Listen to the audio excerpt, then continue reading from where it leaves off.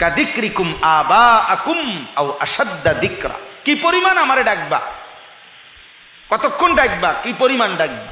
আল্লাহ বলে সারাদিন নিজেরা বাবা দাদা বংশধর নিজের আশপাশের মানুষকে যে পরিমাণ ডাকাডাকি করো ওই পরিমাণ আমি আল্লাহকে ডাকো, অথবা তার চাইতে বেশি পরিমাণে আমি আল্লাহকে ডাকো।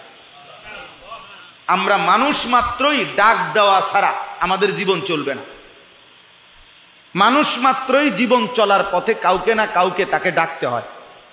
হয় মাকে ডাকলাম, নয় বাবাকে, নয় স্ত্রীকে, নয় ছেলেকে, নয় মেয়েকে, নয় ভাইকে, নয় বোনকে, হ্যাঁ, নয়তো কাস্টমাররে ডাক দিলাম, নয়তো দোকানদাররে ডাক দিলাম, নয়তো অটোওয়ালারে ডাক দিলাম, নয়তো সিএনজিওয়ালারে ডাক দিলাম। মানে কেউ না কেউ চলার পথে আমরা জীবন চলতে গেলে সারাক্ষণই আমাদেরকে কি করতে হয়? ডাকাডাকি করতে। তো আল্লাহ বলেন সারাদিনে যত ডাকাডাকি করো বান্দা, কমপক্ষে ওই পরিমাণ আমি আল্লাহরে ডাকো, অথবা তার চাইতে বেশি পরিমাণ আল্লাহকে ডাকো। এর চাইতে নিচে যেন না হয়, এর চাইতে কম যেন না হয়, এর চাইতে কম যেন।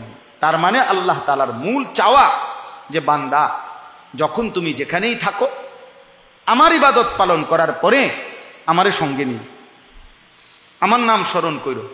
ফাইদা কুদিয়াতিস সালাতু ফান্তাশিরু ফিল আরদ ওয়াবতাগু মিন ফাদলিল্লাহ ওয়াযকুরুল্লাহা কাসীরা।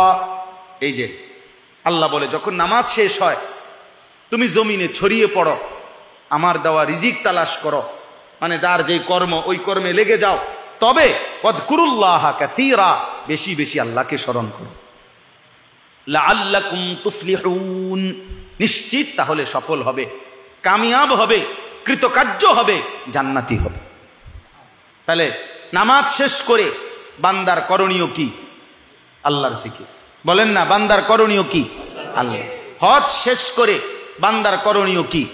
আল্লাহর জিকির। কোরআনুল কারীমে আছে ওয়ালি তুকমিলুল ইদ্দাতা ওয়ালি তুকাব্বিরুল্লাহ আলা মা হাদাকুম। গুনে গুনে গুনে গুনে পুরা রমজান মাস রোজা আদায় করো, এবং পুরা মাস যখন শেষ হবে ঈদের চাঁদ উঠবে, এবার আমি আল্লাহর তাকবীর আল্লাহু আকবারের ধ্বনি বুলন্দ করো, উঁচা করো।